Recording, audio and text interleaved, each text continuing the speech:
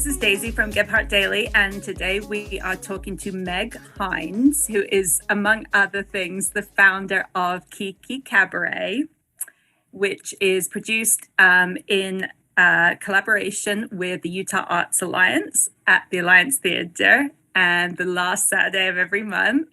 Sunday. The last Sunday of every month. I should know that, right? How many times have I been to it? So Meg, I know you've got a long performing background in Salt Lake City. I was wondering if you can just tell us a little about that. So I have been studying Middle Eastern dance is the majority of performance that I do. So I've studied belly dance for over 20 years. And I've also studied with like samba and salsa and burlesque and jazz and modern and whatever else I could get my on, but belly dance definitely is my love for sure. So I've been doing that in Salt Lake for, I started belly dancing probably like 24 years ago. I'm old, 25 years ago. So, and what was the move from training as a performer to you then went on to organize events too, right? Yeah, I started organizing events with the mission to not only elevate performances for like fringe communities of performers, like as a belly dancer or any kind of like, if you're working with like the samba community or the West African dance community or anything like that, I feel like there's just not as much promotion and or places for them to be seen that aren't just like your state fair type of a thing. Like we're not treated like the ballet. So I was trying to create some spaces, not only for us to be able to perform and elevate those art forms that are kind of fringish or considered like cultural arts instead of just their arts. But also I love doing variety shows because not only for the audience do I feel like it's very engaging, but also for performers to be around and that commingling and that cross-pollination of art forms and history. And just, it's very inspiring for artists to get together collectively and be like, I had no idea this existed, because we kind of get little cliquish into like where we are. So I really, really love the community building that it can be to do shows together. How did event organizing then lead you to Kiki Cabaret specifically? So I've been working with Derek Dyer for the Utah Arts Alliance for 12 years or something. I could have looked up some facts before we did this, but it's been a very long time. So my own shows have been variety shows of the cabaret style. And I really love like a good vintage feel. I used to be really into the rockabilly scene and like wanted to do a little mini Viva Las Vegas in Salt Lake City because we have so much dance here and so much talent here. It's insane. But Derek Dyer has also loved that concept of having like a dinner show and something that like includes like the interactive art that we have at a lot of our festivals and also the performance art and just finding a way to give back to the community. So it's been, I don't know, it's just always been a passion of mine, I guess. I love creating the ambiance for performers to do what they love to do. Yes, and each month has a theme, which is super fun. And then how do you, because it's different performers every month, how do you go about assembling your performers for each event? So we do have an application online. You can find it at the Utah Arts Alliance website under Kiki Cabaret. So everyone is welcome to apply. The first year has been a lot of, I've just been in this community for so long, and it's just kind of an integral part of like what I do. So it's been kind of a breeze finding really, really talented people in Utah because we're up to our ears in them.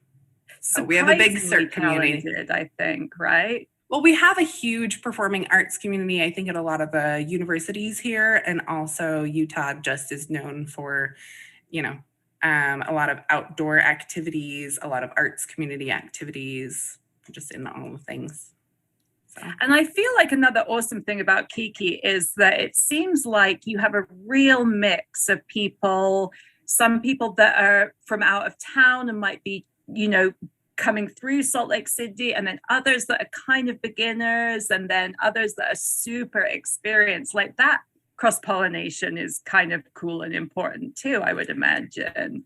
I absolutely love the fact, like, I love hearing years later from someone that their first like professional gig was with me, because you can pick the people that are just ripe, that are just ready, and they just need a little bit of a push, and you put them next to people that have been doing it for years and years and years, and they just shine. Like it's absolutely brilliant. So I definitely think that it's a place for all people to get a chance to do what they love.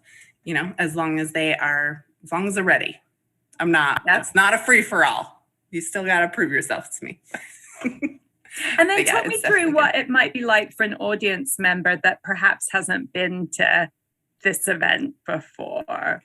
So one of the things that I absolutely love about the Utah Arts Alliance in general, they have very much the same mission that I do, but I like to have the experience for the performers, but the experience for the attendees as well is much more of an involved experience, knowing that, like, especially Kiki Cabaret and all the shows that I've ever done, I paid performers. Like, I paid performers before I ever paid myself when I did all the Va Va Voom shows, and it's all about supporting your arts community. So when you're coming to Kiki Cabaret, knowing that we are striving to give, especially with the pandemic and how performance art, the world has just changed. And so getting that person-to-person support, and also you can join live streamed, but all of that's going towards supporting artists, which is amazing. So I really like to involve the community in that fashion. But we do have interactive art. We have installation art. We set up tons of fun photo shoot opportunities. So we've had like antique cars, and we've had all sorts of things brought in. So you come in and you get a cocktail, and you get to have a seat and go around and meet some of the performers, take some fun selfies. I have a professional photographer. Shout out to Brian Smyer. He's amazing. He does a lot of work with Continue Mission, which is a veterans group, which is where I stole him from. He still does a lot of work supporting our veterans, and he's just a stellar photographer. So he is around to take your selfies and any kind of, or your headshots. People have been using them for headshots. They're beautiful. So it's just fun to come and interact. We have live music all the time. Our performers are very interactive. I think the Alliance Theater gives it a nice kind of an intimate feel to the performances. So it's definitely something to remember. And you make an appearance, not in every Kiki, but if people are lucky, they might see you, right? I mean, I'm there running amok all the time, but yeah, I try and share the stage with other people. I actually am like, I don't love performing. I love teaching. Like, I love performing, but also like it's a little bit too much like the me show. I like to push everybody else to the forefront. Do you find it nerve-wracking, or always? Talk to me about that. It's so funny because I think because I'm out in the public eye a lot, people assume that I must be extroverted or whatnots, but myself and some other performers are like, public speaking, like this is much more nerve-wracking just sitting here and chatting to you than me literally wearing a sparkly outfit and stripping on stage in front of 300 people. I don't know why my brain works like that, but that's just the way it is. But it will always, I think, for people that have stage fright, it's like, so I work a lot with yoga, mindfulness, and meditation. And one of the things is like, just because you notice something or just because you're working on something doesn't ever make it go away, but it gets easier and easier and easier. And you can just be like, oh, that's funny. There's that nervous feeling again. And it just kind of goes away. And nerves are kind of good sometimes for a performer, I think. I joke about that in belly dance a lot because it just makes you shake a little bit more. And we're already trying to shake. So right. There just makes your shimmies like a little extra. Yeah, I like that.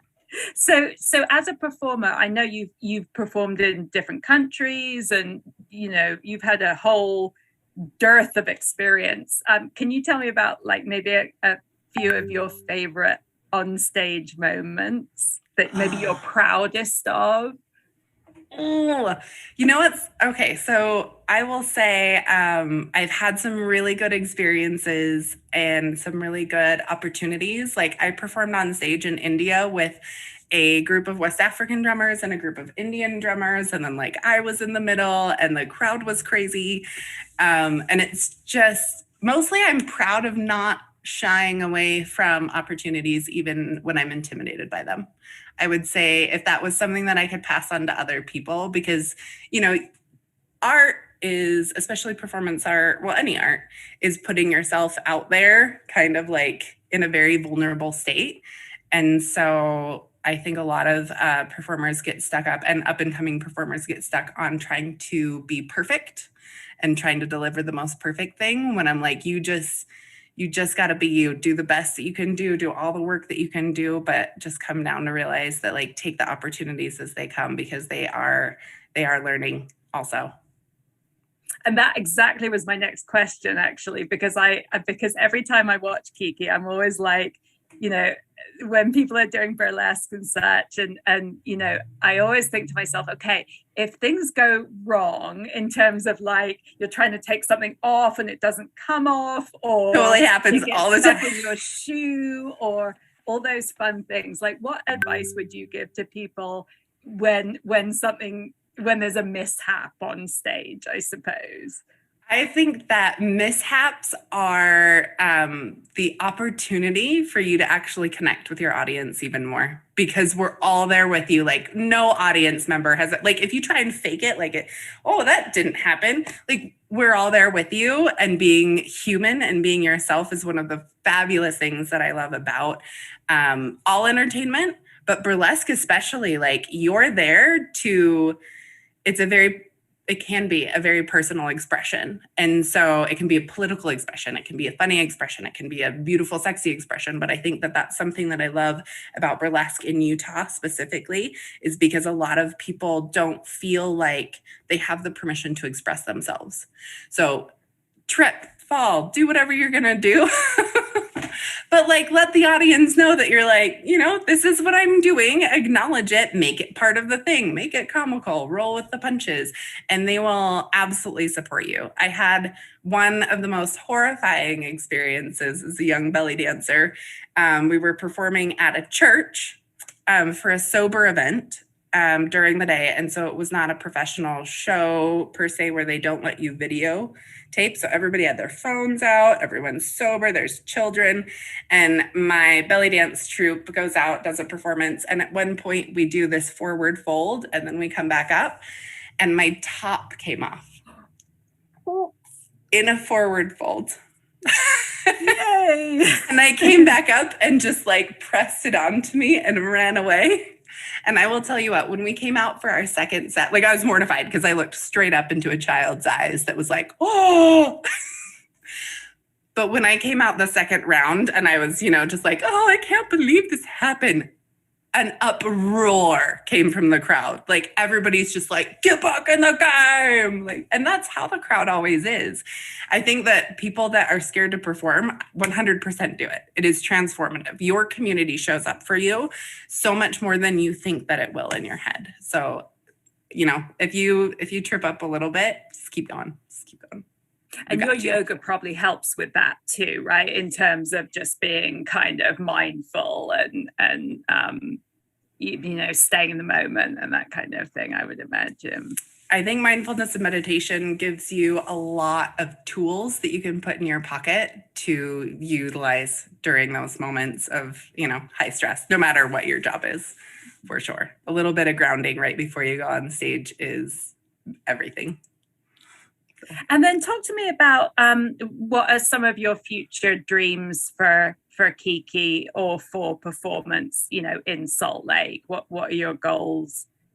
I'm absolutely thrilled with the amount of growth that Salt Lake has seen, just population wise, and people moving in from other places. I think is giving us more support in these opportunities to do what the Utah Arts Alliance does best, which is support the movers and shakers, like the people that are pushing forward and pushing boundaries and like really opening up new ways of thinking and new ways of being. And I think that the variety that we supply at Kiki Cabaret is going to keep growing and keep diversity alive in Salt Lake City, and really supporting that idea of just acceptance, humanity. Like, bring your humanity and let's celebrate it. And that's exactly what I want Kiki Cabaret to be. I want everybody just to leave with a grin on their face and feeling like they can do anything. And the next one this Sunday is very exciting because the theme is a Mad Hatter's Tea Party. Oh, it's going to be crazy. I'm stoked for that. Are you performing in this one? No. I love that too. You're like, I like it even better. I have so many ideas. But there are too many good performers in Salt Lake right now. So we have some fantastic aerial straps numbers and some pole numbers, burlesque. We have drag. I have a magician coming in to do some tricks. We will be showcasing our new Alliance Theater cocktails for our cocktail hour, because we finally got our liquor license. Thank you to the DABC. We love you. We'll be real good, I promise. But yeah, it's going to be a lot of fun. So the show's at 7, and then is it doors at 6 or 6:30? 6 o'clock. I think we have like an old flyer up somewhere. So the doors are at 6. You have an hour to come in, get your drinks, look at some artwork, take your selfies, and grab a table. Love it. And for tickets, it's utaharts.org. Mm-hmm. And the tickets are on ShowClicks. Okay. And people can purchase tickets either to come along in person, or if you want to just have a Mad Hatter's Tea Party at home and watch it online, you can do that. I know the streaming is great and it's super clear and all that, if people don't necessarily want to do the in-person. Absolutely. We highly recommend, like, especially after like all of the weirdness and all of the things, but be able to have friends that, you know, maybe they're in North Carolina and they want to come along and like see your show. I think you can tune in from anywhere in the world. Come to a Kiki. Well, I always come in person, and then I buy a link from my mom to watch it at home. So that's kind of fun. I try and get my mom on the links, but I don't think she's made it. I need somebody to go over and do it for her. Yeah. Sorry, Mom. So anything else you want to tell us about Kiki or your life as a performer or anything like that? I would say come out to a Kiki, check it out. One of the things that we would like to start doing with the Kiki program is have a subscription or a membership. You can get a cool shirt with your subscription or membership, kind of like you do at the Red Butte Gardens. So you can, get your tickets for all the Kikis all year long. We also just registered for having a Kiki Cabaret float in the Salt Lake City Pride Parade. So keep your eyes out for the party bus as we come down the road. Come out and support all of our brothers and sisters. We're also doing some entertainment up in Ogden. That is performers that are very similar to Kiki Cabaret performers that will be at the Ogden Zone Distillery Sidebar, and that is every Wednesday. So you will get a pop-up performer there. So if you're into the circus and the random and the dancers and the live music, and you're up north, then tune in to the Sidebar on Wednesday evenings from 6 to 9. Amazing. And also, if you want more information about Kiki, it's the utaharts.org website, and then Kiki has a page on there, so you can find and we also have an Instagram, which is Kiki Cabaret SLC, I do believe. And I'm the back of that. So if you message me on there, you can find me. And if you want to be a performer, if you want to get involved, we're constantly looking for volunteers that want to come in and help do the decorations. So we do installs and decorations, and you can help just do refreshments. It's like a really fun, Kiki family event. I've had some of the same volunteers for years and years and years that just like look forward to it. So if you want to volunteer, reach out. Good time. It's a super welcoming community as well, which is amazing. I've heard that from more than a couple of people. The cute little goat lady that we had for Lupercalia was very excited about how uplifted she left at the end of it. And it's those little bits of feedback that I really, really love hearing. Love it. Thank you, Meg.